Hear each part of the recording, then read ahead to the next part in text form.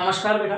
आज फॅक्टरायझेशन मेथडला आपल्याला सुरुवात करायची आहे. 11वीचा हा मला वाटतं तिसरा क्लास आणि या तिसऱ्या क्लासमध्ये म्हणजे सुरुवातीला तर आपण सुरुवात जेव्हा केली तेव्हा लिमिट या लेसनला सुरुवात केली.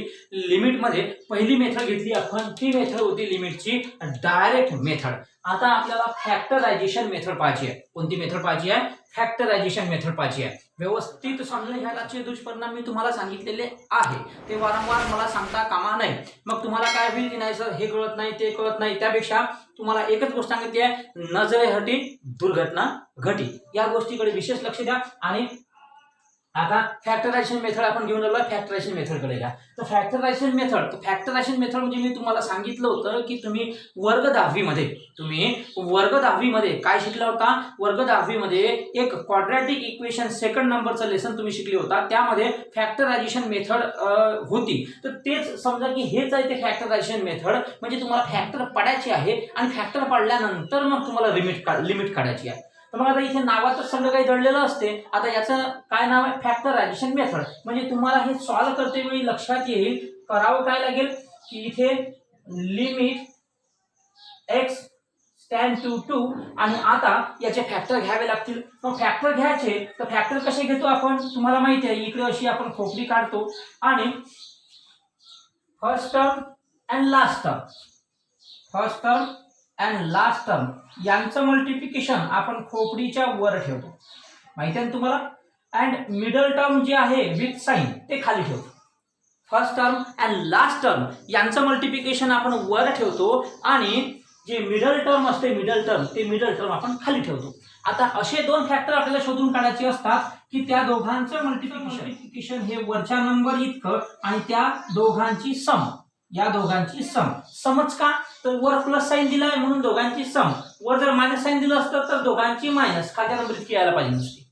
मग आता वर सम दिली आहे म्हणून दोघांची सम काय राहील? खालच्या नंबर इतकी राहील. पहा बरं आता 10 3 जा 30, 10 + 3 13 आलं. मग आता इथे पण x ठेवून घ्या, इथे पण x ठेवून घ्या, किंवा इथे क्वाड्रॅटिक टर्मच्या समोर क्वाड्रॅटिक जे टर्म आहे त्या क्वाड्रॅटिक टर्मच्या समोर कोइफिशियंट नसल्यामुळे इथे काही एक्स बिक्स ठेवा नको, आपण डायरेक्ट आन्सर लिहू. मग डायरेक्ट आन्सर काय मिळते? तर डायरेक्ट आन्सर एका ब्रॅकेटमध्ये आणि दुसऱ्या ब्रॅकेटमध्ये जे काही मिळत असेल ते डायरेक्ट आन्सर मिळते. पण हे डायरेक्ट आन्सर आपण केव्हा लिहू शकतो? जेव्हा इथे क्वाड्रॅटिक टर्मच्या समोर कोइफिशियंट नसेल तेव्हा डायरेक्ट आन्सर लिहू शकतो. आणि क्वाड्रॅटिक टर्मच्या समोर जर कोइफिशियंट असेल तर मग आपण डायरेक्ट आन्सर लिहू शकत नाही. ते पण पाहू आपण. चला, मग वर प्लस साइन असल्यामुळे दोघांनाही सेम साइन, खाली मायनस साइन आहे तर दोघांनाही मायनस साइन. हे साइन खूप महत्त्वाचं असते. हे साइन कसं महत्त्वाचं असते? वर प्लस साइन असेल तर दोघांना सेम साइन द्या. मग सेम साइन द्यायचं तर प्लस प्लस द्यायचं की मायनस मायनस द्यायचं? खाली मायनस आहे म्हणून मायनस मायनस देऊ, खाली प्लस राहिलं असतं तर प्लस प्लस दिलं असतं. वर जर मायनस साइन झालं असतं तर दोघांनाही डिफरंट साइन दिलं असतं. या सगळ्या गोष्टी 10व्या वर्गामध्ये झालेल्या आहेत, तुम्हाला माहिती आहे. चला, म्हणजे मग इथे आन्सर काय मिळेल? तर इथे मिळेल x - 10 and x - 3 हे मिळालं तुम्हाला आन्सर. म्हणजे बघा याचे फॅक्टर किती इझिली आपण एकाच स्टेप मध्ये पाडून घेतले. याचे हे झाले फॅक्टर. आता हे फॅक्टर पाडले, आता याला पुन्हा सॉल्व्ह करता येते का? नाही, पुन्हा सॉल्व्ह करता येत नाही. म्हणून इथे काय घेऊ आता आपण? Taking limit. जर इथे a = 0 आलं असतं तर डायरेक्ट x ची तुम्हाला व्हॅल्यू मिळाली असती, पण इथे तसं नाही आहे. इथे फक्त याचे फॅक्टर पाडायचे आणि फॅक्टर पाडल्यानंतर मग लिमिट पुट करायची. लिमिट काय करायची? पुट करायची. तर इथे टेकिंग लिमिट, मग टेकिंग लिमिट म्हटलं की जिथे टेकिंग लिमिट म्हणतो ते इक्वल साइन द्यायचं आणि इथे लिहा जिथे x आला असेल तिथे x ची व्हॅल्यू पुट करा, जिथे x आला असेल तिथे x ची व्हॅल्यू पुट करा. आन्सर काय मिळते? तर इथे आन्सर मिळते तुम्हाला -8 इंटू इथे आन्सर मिळते तुम्हाला -1. ओके बेटा, कसं? तर 10 - 2 म्हणजे 8 मिळते आणि मोठा नंबर साइन आन्सरला.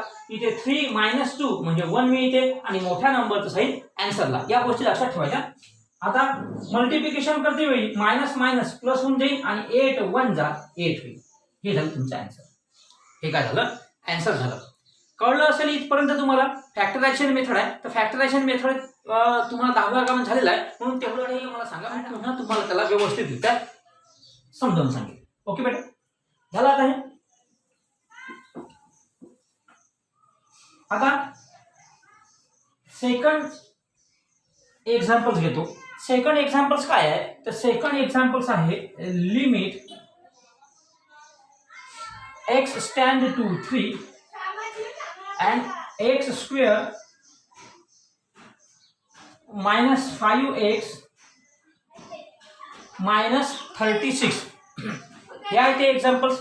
आता याला सुद्धा आपल्याला सॉल्व्ह करायचं आहे. तर इथे काय करू आपण, इथे x स्टँड टू 3 आणि याचे फॅक्टर घेऊ. याचे जर फॅक्टर घ्यायचे झाल्यास आपण याचे फॅक्टर कुठे घेऊ, तर याचे फॅक्टर इथे घेतो मी, चालेल. इथे जर याचे फॅक्टर घेतले, इथे जर आपण याचे फॅक्टर घेतले तर फॅक्टर कसे मिळेल बघा. इथे -36 आणि इथे -5x म्हणजे -36x² असं मिळेल. First term and last term यांचं multiplication and middle term down मध्ये ठेवायचं. ओके. मग आता असे दोन फॅक्टर शोधून काढायचे की त्या दोघांचं मल्टिप्लिकेशन वरच्या नंबर इतकं यायला पाहिजे, जसं 12 3 जा 36, पण त्यांची मायनस इतकी यायला पाहिजे. मग 12 - 3 5 येते का, नाही येत. म्हणजे मग आपण इथे 9 4 जा करू.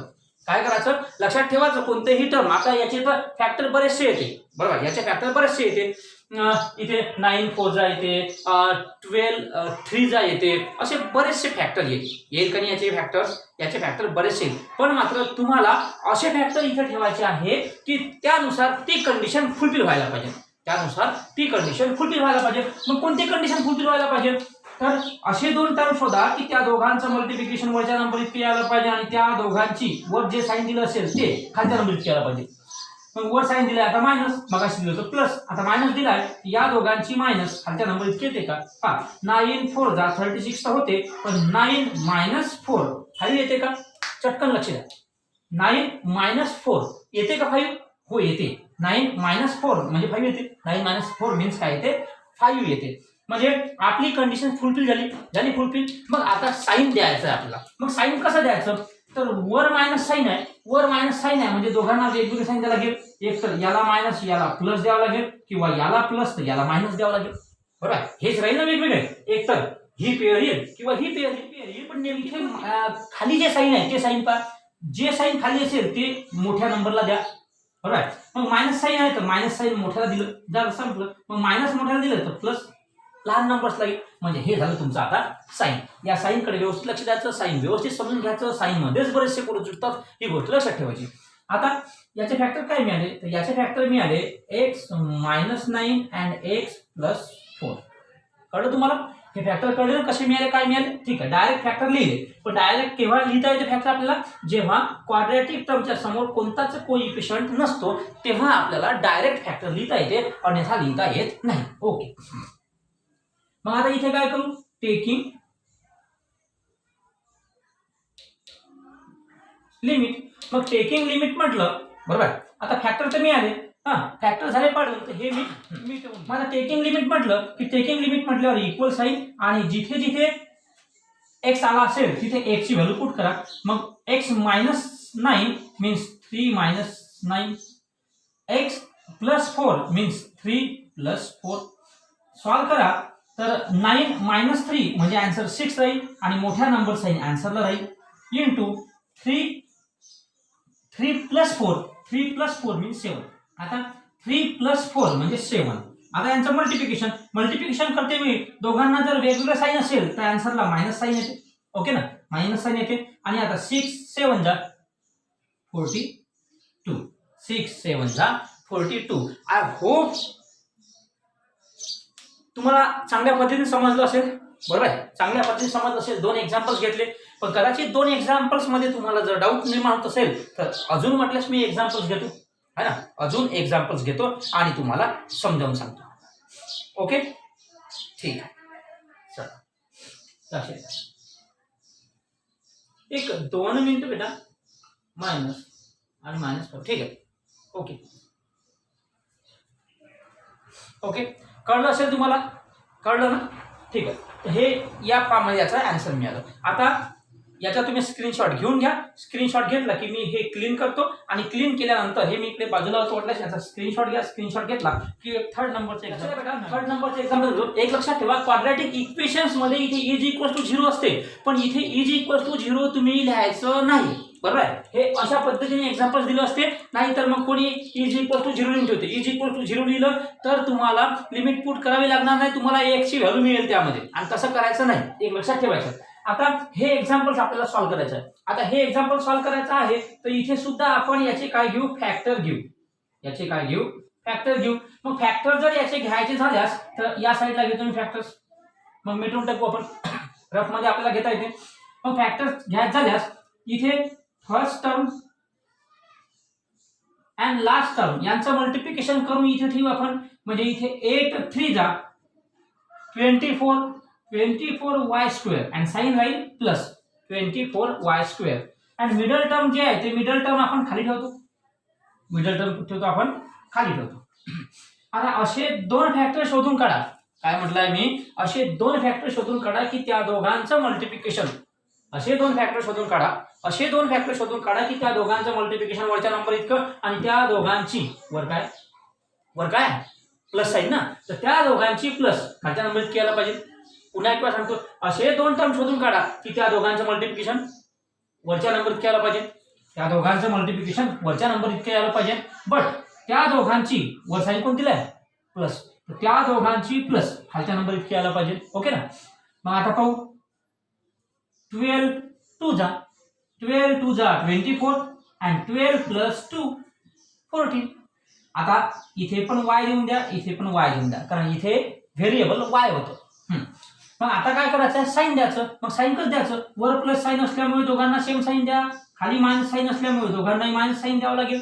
म्हणजे मग आता हे फॅक्टर या मिडल टर्मच्या ऐवजी लिहून द्या. हे फॅक्टर मिडल टर्मच्या ऐवजी लिहून द्या. डायरेक्ट लिहिता येणार नाही, कारण इथे हे जे आहे ना क्वाड्रॅटिक टर्म, याला म्हणतात क्वाड्रॅटिक टर्म. हे क्वाड्रॅटिक टर्म, हे लिनियर टर्म, हे कॉन्स्टंट टर्म. तर या क्वाड्रॅटिक टर्मच्या समोर कोइफिशियंट आहे. क्वाड्रॅटिक टर्मच्या समोर कोइफिशियंट आहे. पुन्हा रिपीट करतो, क्वाड्रॅटिक टर्मच्या समोर कोइफिशियंट आहे. म्हणून आपल्याला इथे डायरेक्ट आन्सर लिहिता येणार नाही. तर मग कसं लिहू आपण, 3y² minus 12y minus 2y plus 8. म्हणजे मिडल टर्मच्या ऐवजी हे दोन मिळणारे टर्म्स आपण ठेवून घेतले. आता दोघांचा ग्रुप तयार करा. 2 2 चा ग्रुप तयार करा. लिमिट x टेंड टू 1. दोघांचा ग्रुप तयार केला की यातनं कॉमन काढावं लागेल. 3y कॉमन मिळेल तुम्हाला. दोघांमधनं 3y कॉमन मिळेल. ब्रॅकेट मध्ये काय राहील, तर y मायनस इथनं 3 निघाले, 3 4 जा काय होतील, 4 3 जा 12, 4 3 जा 12. इथे y लावून द्या, इथे y होता, तर कुठे एकाच ठिकाणी y लावावं लागेल तुम्हाला. मग 4 3 जा 12 होते, तर यामधनं 3y कॉमन मिळालं. याला 3y कॉमन, तर ब्रॅकेट मध्ये काय राहील, -4 राहील.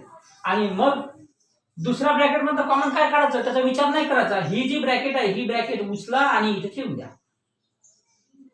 ही ब्रॅकेट उचला आणि इथे ठेवून द्या.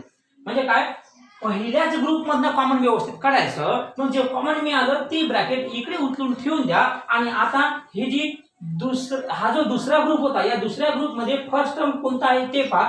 त्यामधनं काय आतमध्ये गेलं, तर त्यामधनं y आतमध्ये गेला. हा बघा, हा जो y आहे तो फक्त y आतमध्ये गेला, तर राहील काय, तर इथे राहील -2. इथे काय राहील, -2 बाहेर राहील. झालं.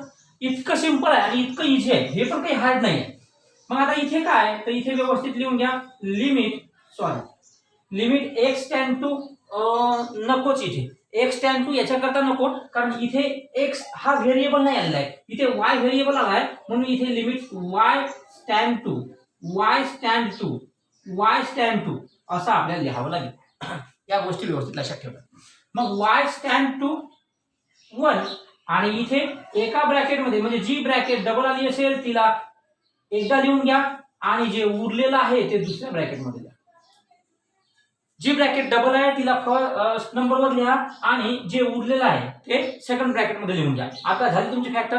आता फॅक्टर मिळाल्यानंतर आता काय करायचं, तर आता घ्यायची इथे टेकिंग लिमिट. कारण आता सॉल्व्ह झालं ना, आता याला सॉल्व्ह करता येत नाही. इथपर्यंत सॉल्व्ह झालं, आता याला सॉल्व्ह करता येत नाही. म्हणून काय करायचं, याची लिमिट घ्यायची. मग लिमिट घेतली तर इक्वल साईन, जिथे लिमिट म्हटलं तिथे इक्वल साईन, आणि जिथे y असेल तिथे y ची व्हॅल्यू पुट करा. जिथे y असेल तिथे y ची व्हॅल्यू पुट करा. 3 × 1 -2. ओके. मग आता इथे काय मिळेल तुम्हाला, इथे काय मिळेल तर इथे मिळेल तुम्हाला 1 - 4 मीन्स -3 इंटू -3 1 जा 3 3 -2 1 मिळेल. म्हणजे आन्सर मिळेल बेटा तुम्हाला इथे -3. आन्सर काय मिळेल -3. पुन्हा व्यवस्थित लक्ष द्याल. व्यवस्थित लक्ष म्हणजे कसं लक्ष द्यावं लागेल तुम्हाला तर इथे 4 - 1 3 लिहू आपण. 3 लिहिल्यानंतर मोठ्या नंबरचा साइन आन्सरला येईल आणि इथे 3 1 जा 3 3 -2 म्हणजे काय राहील बेटा 1 राहील. आता 3 1 जा 3 -3 एवढं तुमचं काय राहील आन्सर राहील. कळलं असेल तुम्हाला. व्यवस्थित लक्ष द्या. कळलं की नाही कळलं बरोबर आहे. कळलं असेल याचा पण तुम्ही स्क्रीनशॉट व्यवस्थितरित्या काढून घ्या किंवा नाही काढला तरी शेवटी काढा स्क्रीनशॉट. आता इथे मी तुम्हाला होमवर्क देतो बरोबर. जोपर्यंत होमवर्क देणार नाही आणि तुम्ही स्वतःहून काही एक्झाम्पल्स करणार नाही, जोपर्यंत मी होमवर्क देणार नाही तुम्ही स्वतःहून काही एक्झाम्पल्स करणार नाही तोपर्यंत तुम्हाला ते कळणार नाही. एक गोष्ट नेहमी लक्षात ठेवा. आपल्याला जर पोहणं शिकायचं असेल तर नदीच्या थडीवर बसून, नदीच्या काठावर बसून, ज्याला आपण मराठीमध्ये आपल्या लँग्वेजमध्ये थड म्हणतो, त्याला म्हणतो किनारा किंवा काठ. तर नदीच्या काठावर बसून आपण पोहणं फक्त पाहिलं पोहण्याचं तर आपण पोहणं शिकू का नाही. तर मग पोहणं शिकण्याकरता आपल्याला पाण्यात उतरावं लागेल, आपल्याला प्रॅक्टिस करावी लागेल. तसंच कबड्डीचा गेम आपण ग्राउंडवर गेलो आणि फक्त पाहत राहिलो तर आपण शिकू का नाही शिकत. तर त्याकरता सुद्धा आपल्याला त्या ग्राउंडवर उतरावं लागेल, प्रॅक्टिस करावी लागेल, तेव्हाच आपल्याला जमेल. तसंच हे जे एक्झाम्पल्स आहे हे मी तुम्हाला शिकवून दिले पण तुम्ही फक्त पाहत बसले तर तुम्हाला जमणार नाही. मग तुम्हाला जमेल केव्हा? तुम्हाला जमेल केव्हा? जेव्हा तुम्ही प्रॅक्टिस कराल तेव्हा. मग तुम्हाला प्रॅक्टिस करेल तेव्हा जमेल. मग प्रॅक्टिससाठी एक्झाम्पल्स द्यावे लागतील. म्हणून प्रॅक्टिससाठी मी एक्झाम्पल्स देतो, ते एक्झाम्पल्स लिहून घ्या.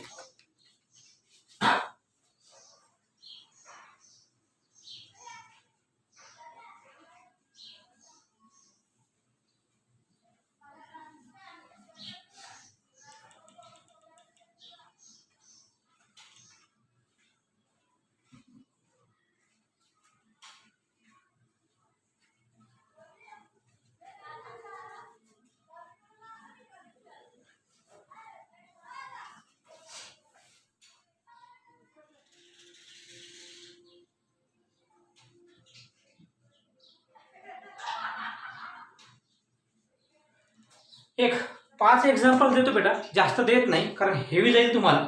कारण यामध्ये अजून डीपली आपल्याला शिकायचं आहे, समोर समोर घ्यायची आहे. इथेच फक्त एवढ्यानीच ही मेथड संपत नाही. तर या मेथडमध्ये तुम्ही पाहिलं आता आपण सगळे जे घेतले तर सोपे सोपे एक एक इक्वेशन्स घेतलं, एक इक्वेशन्स घेतलं आणि सॉल्व्ह केलं. पण जर असे आले तर तेही आपल्याला सॉल्व्ह करता यायला पाहिजे. अशा फॉर्ममध्ये फक्त हे एकच सोपी एक्झाम्पल होतं म्हणून मी ते घेतलं. बाकीचे एक्झाम्पल्स अजून घ्यायचे आहेत. तर उद्याला याच टॉपिकवरती आपण पुन्हा क्लास कंटिन्यू करू. याच टॉपिकवरचे काही एक्झाम्पल्स नव्याने आपण शिकून घेऊ.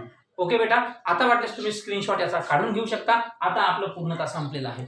ओके बेटा. आता उद्याच्या क्लास